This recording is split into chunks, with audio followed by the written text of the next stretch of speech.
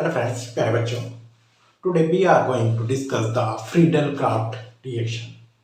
Friedel-Crafts reaction दो प्रकार की होती है, एक एल्काइलेशन एंड एक acylation.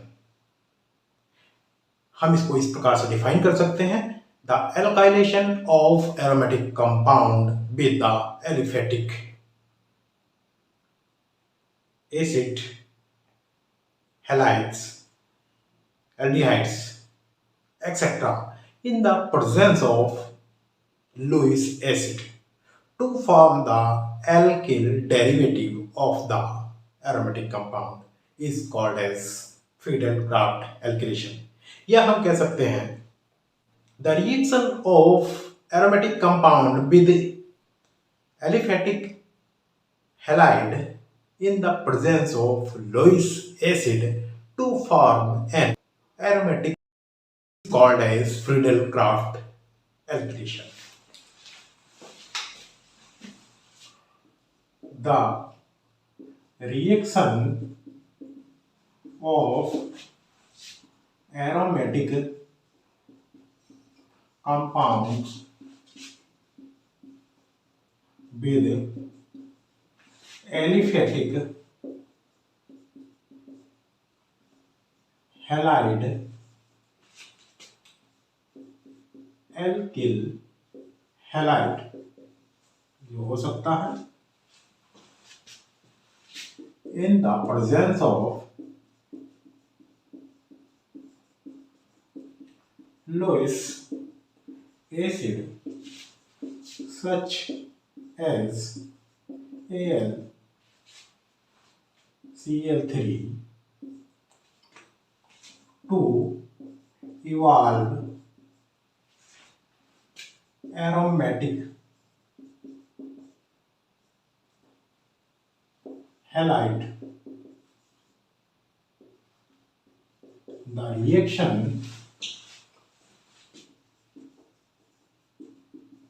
is known as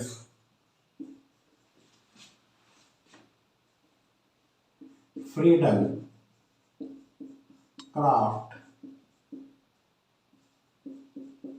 alkylation. When the reaction of aromatic compound with acid halide is carried out, the product obtained is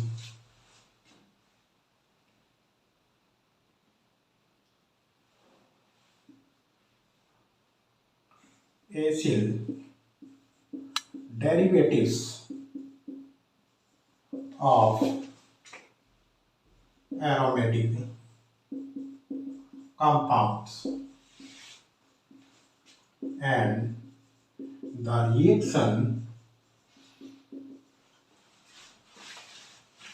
is known as Friedel-Crafts acylation. इस प्रकार से यहाँ पर फ्रीडल-क्राफ्ट रिएक्शन दो प्रकार की होती है. जब हम एरोमेटिक कंपाउंड की एल्किल हैलाइड के साथ रिएक्शन कराते हैं तो एल्काइल एरोमेटिक कंपाउंड बनते हैं, अर्थात एल्किल ग्रुप का इंट्रोडक्शन हो जाता है एरोमेटिक कंपाउंड पर.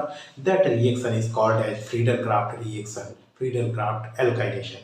जब यहाँ पर हम एल्किल हैलाइड के स्थान पर एसिड हैलाइड यूज करते हैं तो एसिड हैलाइड यूज करने पर हमें एसिड डेरिवेटिव यहाँ पर प्राप्त होते हैं.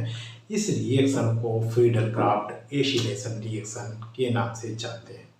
वन बाई वन हम दोनों को डिस्कस करेंगे. दोनों रिएक्शन लुईस एसिड की प्रेजेंस में कराई जाती हैं. फॉर एग्जांपल जैसे हम एल्काइलेशन की बात करते हैं, ये हमारे पास एरोमेटिक कंपाउंड सपोज बेंजीन है. इसकी रिएक्शन जब हम आर एक्स के साथ कराएंगे, AlX3 की प्रेजेंस में तब हमारे पास जो प्रोडक्ट प्राप्त होता है तब ये प्राप्त होगा। नाउ लेट अस, यहाँ पर हमारे पास CH3 टॉलुइन है।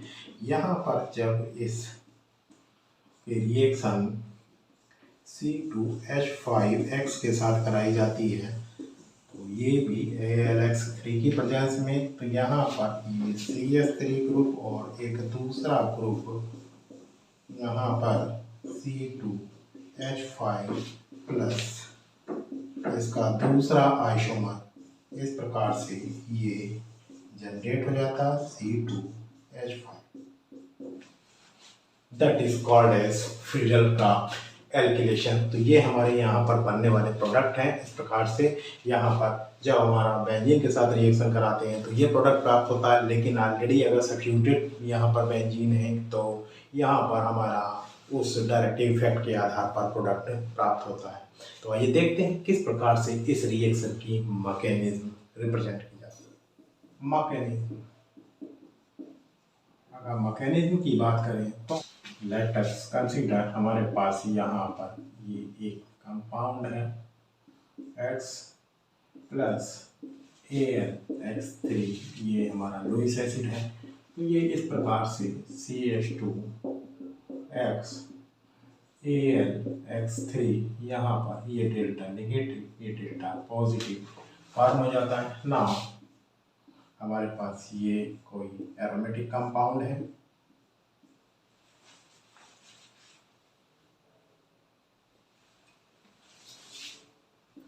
ना ये हमारे पास RCH2, ये हमारे पास एक इलेक्ट्रोफाइल की तरह कार्य करेगा।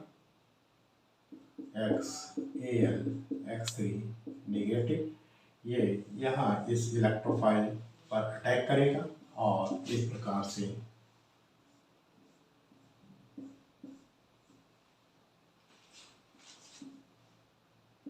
RCH2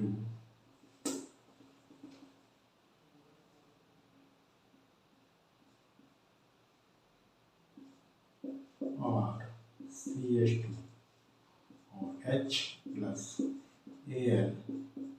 AlX4 नेगेटिव, यहाँ पर पॉजिटिव चार्ज आ जाएगा। ये हमारा रेजोनेंस स्टेबलाइज होगा इस प्रकार से।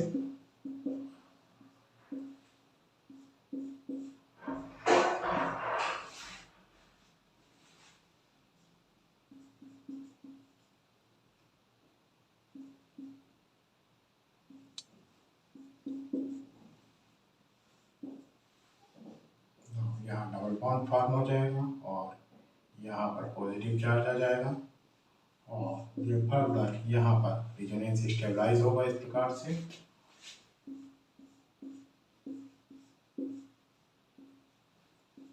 यहाँ पर पॉजिटिव चार्ज आ जाएगा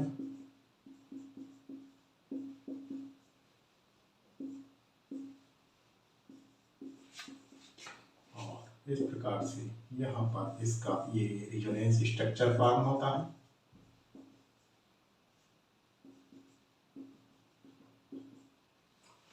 नाउ सेकंड स्टेप में यहाँ पर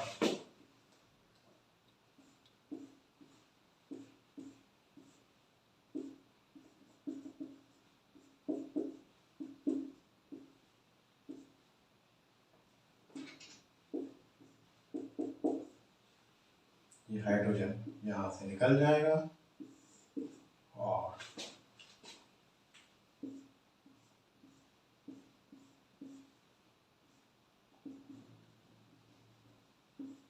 CH2R यहाँ पर इंट्रोड्यूस हो जाएगा और ये रिएक्शन कंप्लीट हो जाती है। नाउ यहाँ से जो हमारा ये हाइड्रोजन आयन रिलीज हुआ है AlX4 नेगेटिव, इसकी रिएक्शन हाइड्रोजन आयन के साथ होगी तो यहाँ पर AlX3 plus HX minus form हो जाता। तो ये हमारी रिएक्शन है यहाँ पर फ्रीडल-क्राफ्ट एल्किलेशन रिएक्शन। ये इस प्रकार से हमारे पास रिएक्शन होती है, लेकिन इस रिएक्शन में थोड़ा सा डिफरेंस यहाँ पर ये आता है कि अगर हमारे पास कोई भी जो यहाँ कार्बोनियम आयन जनरेट हो रहा है ये जो कार्बोनियम आयन यहाँ पर आप देख रहे हैं, अगर ये कार्बोनियम आयन कोई यहाँ पर स्टेबलाइज होने की पोजीशन में है तो पहले वो रेजोनेंस स्टेबलाइज होता है, मोर स्टेबल फॉर्म में वो स्टेबलाइज होता है, तब उसके बाद उसके पास रिएक्शन होती है। Let us consider one example of such type. हमारे पास CH3 CH2 CH2 Cl, ये हमारे पास एक एल्किल हैलाइड है, एल्यूमिनियम क्लोराइड के साथ इसकी रिएक्शन होती है। तो यहाँ पर ये CH3 CH2 positive plus AlX Cl4 negative ये जनरेट होता है ना, ये रेजोनेंस स्टेबलाइज होता है CH3 CH और CH3 पॉजिटिव। ये इस प्रकार से पहले रेजोनेंस स्टेबलाइज होता है। ये आप देख रहे हैं यहाँ पर ये प्राइमरी कार्बोनियम आयन था, ये सेकेंडरी कार्बोनियम आयन है ना। हमारे पास जो रिएक्शन होती है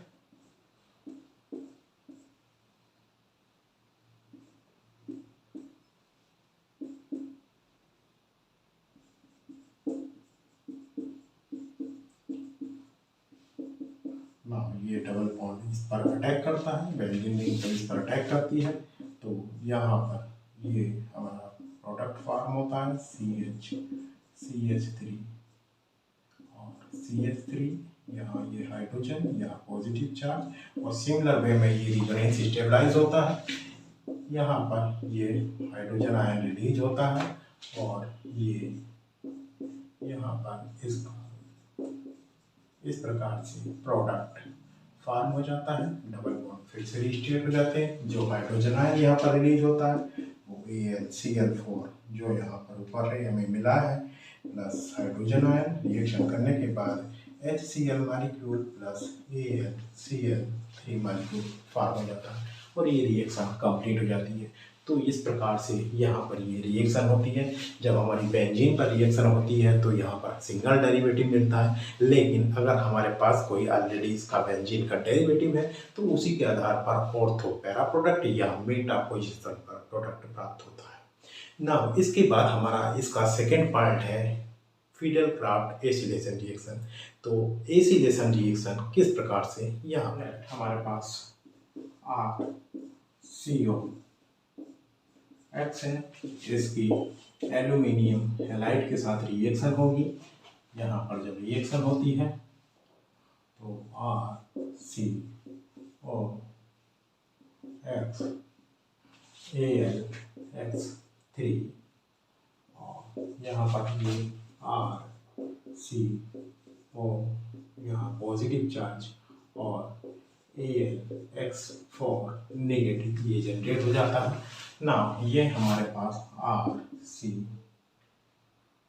बॉन्ड O यहाँ पॉजिटिव चार्ज होता है, इसके पास लॉन पेयर इलेक्ट्रॉन होते हैं, ये इसको डोनेट कर देता है। तो यहाँ पर RC triple bond O positive ये फॉर्म हो जाता है।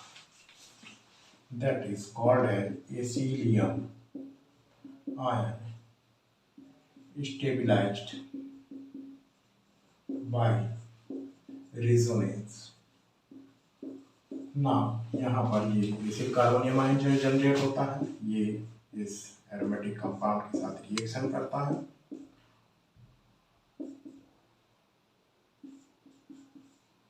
पॉजिटिव और इस कार्बन एटम पर अटैक करती है